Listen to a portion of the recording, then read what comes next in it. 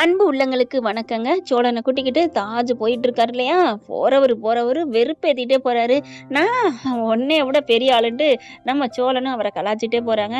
நல்லா அப்படியே பில்ட்ட போட்டுட்டு, பத்திரமா என்னை கொண்டு போய் விடு. இல்லைன்னா உன் தங்காச்சி என் பொண்டாட்டி உன்னை பாஞ்சிருவா அப்படின்னு சொல்லிட்டு படுக்க, என் நேரம்டா உன்னைய இருக்கட்டும் இரு உன்னை வச்சுக்கிறேன் அப்படின்னு வேக வேகமா வண்டியை ஓட்டிட்டு போறாங்க. படக்குன்னு இவர் முழிக்கிறாரு. என்ன மச்சான் பார்த்து என்ன வைகுண்டத்துக்கு அனுப்பிடுவ போல இருக்கே. பாத்தியா நானும் உன் தங்கச்சி இப்பதான் புதுசா வாழ்க்கைய தொடங்கியிருக்கோம். என் வாரிசு அவன் வயித்துல வேலை வந்தாலும் வந்திருக்கலாம். நீ பாட்டுக்கு என் பிள்ளைய தகப்பில்லாப்பிள்ளை ஆக்கிறாத. என்ன பார்த்து போ.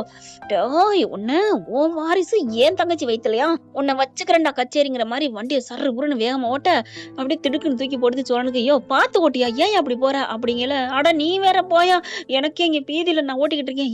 என்னாச்சு? பிரேக்க பிடிக்க மாட்டேங்குதியா? பிரேக்க பிடிக்க மாட்டேங்குது.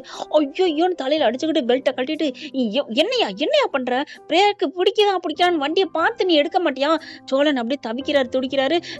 இப்ப என்ன பண்றேன்னு தெரியலையே. சோழா எனக்கு என் உயிர் முக்கியம். நான் வாழணும். நான் நிறைய சம்பாரிச்சிருக்கேன். நிறைய சம்பாரிச்சு வாழணும். என் புள்ள பொண்டாட்டியெல்லாம் இருக்கு. இவனுங்கள டேய் உயிரை இப்போதைக்கு பாத்துக்கிறத விட்டுட்டு பொண்டாட்டி பிள்ளைங்க நிறைய சொத்து இருக்கு. ஐயோ அப்படின்னு சொல்லிட்டு பஞ்சு டைலாக் கூட. சோழா பேசுறதுக்கு நேரமா இப்ப என்ன பண்றது? ஏதாவது பண்ணுங்க, நீங்க தான் பெரிய ஆளாச்சே.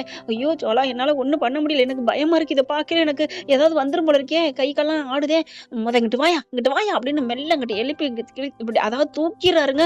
சோழா உன்னை கெஞ்சி கேட்டுக்கிறேன், என்னை எப்படியாவது காப்பாத்து. சரி இரு அப்படின்ட்டு, எனக்கு தானே பிரேக் பிடிக்காது, எனக்கு மட்டும் என்ன பிடிச்சிருமா என்ன அப்படின்னு சொல்லிட்டு அப்படியே வேகமா வண்டி எப்படி இங்கிட்டு அங்கிட்டும் அப்படி நேக்கு போக ஓட்டுறாருங்க. முன்னாடி லாரி வருது, அது வருது. ஐயோ அப்படின்னு கண்ணை மூடுறா அந்த அவங்க அண்ணன், நிலாவோட அண்ணன். ஐயோ சோழா பார்த்து நல்ல வேலை நானும் தான் நேரம் அந்த லாரியில விட்டுருப்பேன் சோழா.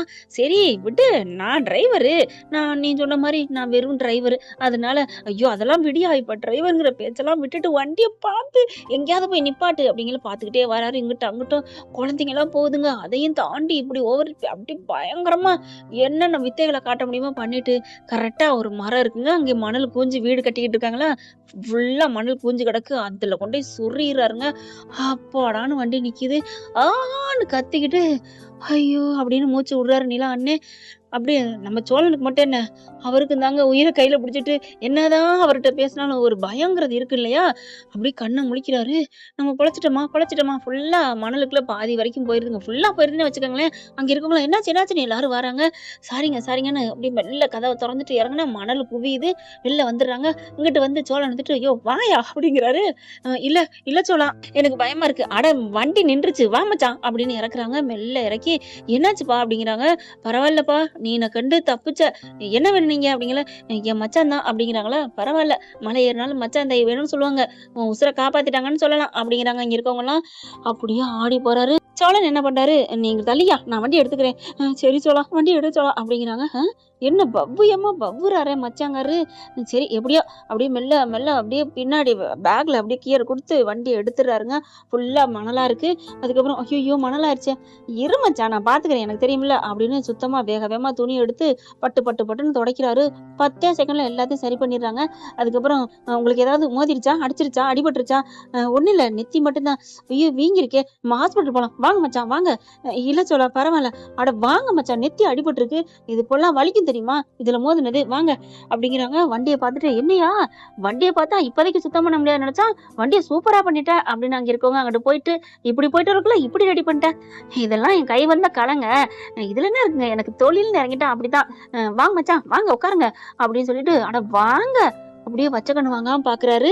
என்ன ஆகும்னு அப்படியே சொக்கி போய் பாக்குறீங்க உங்க தங்கச்சி மாதிரியே, வாங்க மச்சான் அப்படின்னு. இல்ல ஆஸ்பத்திரிக்கெல்லாம் வேணாம், உனக்கு பியூட்டி பார்லர். அட போ மச்சான், இந்த அழகை பார்த்தா உங்க தங்கச்சி என்கிட்ட மயங்கி கிடக்குறா, போதும் அவளுக்கு இயற்கை தான். உங்க தங்கச்சி உங்களுக்கு என்ன தெரியுதோ இல்லையோ, என் பொண்டாட்டி எனக்கு நல்லா தெரியும். அவ எளிமையானவ, அவ்வளவு ஒரு தங்க தாரக தெரியுமா. என் பொண்டாட்டி மாதிரிலாம் நான் இன்னும் இதை விட கருப்பா இருந்தாலும் அவ என்னை ஏத்துப்பா தெரியுமா அப்படிங்கிற. உண்மையிலே சோழா என் தங்கச்சி நல்லவதான், கரெக்டா தான் பார்த்து பிடிச்சிருக்கா அப்படிங்கிற. ஐயோ என்னையா மச்சான் அப்படிங்கிறாங்க. ஆமா சோழா என் உயிரை காப்பாத்திட்ட தெரியுமா, உண்மையிலே நான் அவ்வளவுதான் நினைச்சிட்டேன். கையை பிடிக்கிறாரு. என்ன மச்சான் நீ உண்மையிலே நல்லவன் தான், நான் தான் தப்பா புரிஞ்சுட்டேன், என்ன மன்னிச்சிரு.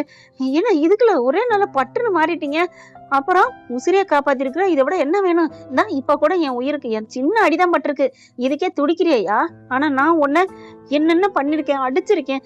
மச்சான் விடு மச்சான், நீங்க என்ன பண்ணாலும் சரி, என் பொண்டாட்டிக்கு அன்புக்கு நடுவுல உங்கள்கிட்டதெல்லாம் சுச்சுப்பி, நீங்க என்ன பண்ணாலும் அதெல்லாம் நான் ஒன்றும் கண்டுக்க மாட்டேன். வாங்க வாங்க ஆஸ்பத்திரி போகணும்னு சொல்லிட்டு போயிட்டு மருந்து வச்சுக்கிறாங்க.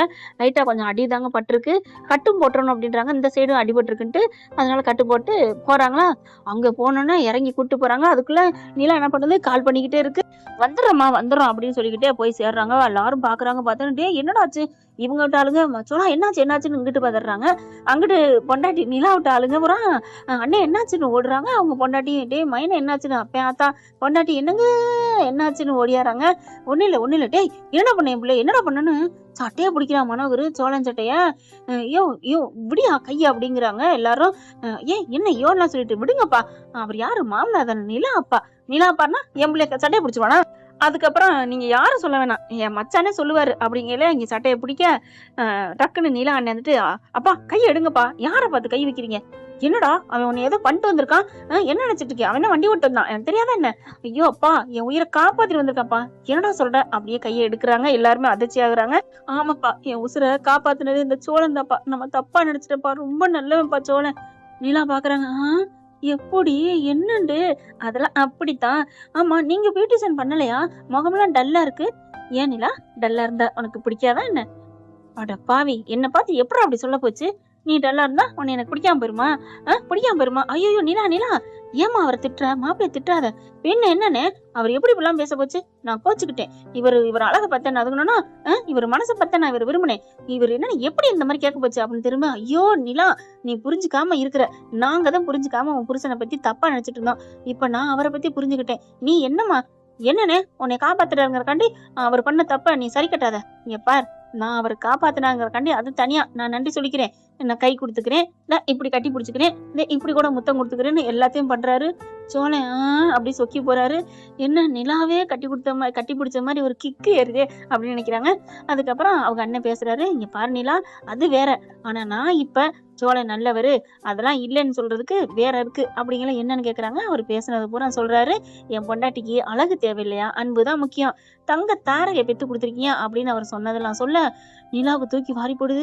அப்படியா சொன்னா அப்படிங்கல. ஆமாம்மா உண்மையிலே சோழன் ரொம்ப நல்லவர் தெரியுமா அப்பா, நீங்க தப்பா நினைச்சிட்டீங்கப்பா, சோழன் ரொம்ப நல்லவன்ப்பா, என் உசுரை காப்பாத்தி காரை காப்பாத்தி அங்கேயுமே வண்டியை காப்பாத்திட்டேன்னு சொன்னாரா.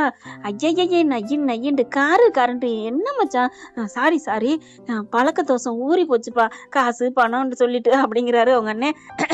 அதான் காசுனே இருங்க, நான் வளர்த்த பிள்ளைங்கெல்லாம் காசை விட பாசம் தான் முக்கியம், நான் வளர்த்துருக்கேன். சரி விடுங்க, எனக்கும் புரியுது, என் உயிரை காப்பாத்திட்டு கண்ணு முன்னாடி எமன் வந்த மாதிரி ஒரு மாதிரி ஆயிடுச்சு தெரியுமா, சோழன் நீ ரொம்ப நன்றிப்பா அப்படின்னு மறுபடியும் கட்டி பிடிக்க நிலா அப்படின்னு பாக்குது. ரொம்ப தேங்க்ஸ் சொல்லலாம், ரொம்ப தேங்க்ஸ் அப்படின்னு கையை பிடிச்சு முத்தம் கொடுக்குறாரு மறுபடியும். நிலாவுக்கு பொசு பொசுன்னு வயிறு எறியுது. அண்ணன் தான் இருந்தாலும் அன்பு அதிகமாயிடுச்சுல. அதுக்கப்புறம் சாரி தம்பி, என்னது தம்பியா, சாரி மாப்பிள்ள அப்படிங்கிறாரு. அதுக்கப்புறம் அத்தை நீங்க தம்பின்னு சொல்லலாம், ரொம்ப நன்றி என் புள்ள உசுரை காப்பாத்திருக்கீங்க, விடுங்க இதெல்லாம் ஒரு பெரிய விஷயமா அப்படின்னு எல்லாரும் கிளம்புறாங்க. சரி வாங்க வாங்க அப்படின்னு போறாங்களா. நிலா அப்படியே ஓடி வராங்க, டக்குன்னு கட்டிக்கிறாங்க. என்னாச்சு, நீ எப்படிங்க எப்படி அண்ணன் மனசே ஜெயிச்சிட்டீங்களே.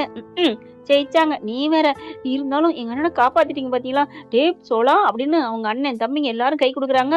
அப்படியேன்னு தூக்கிடுறாங்க நம்ம சோழனை.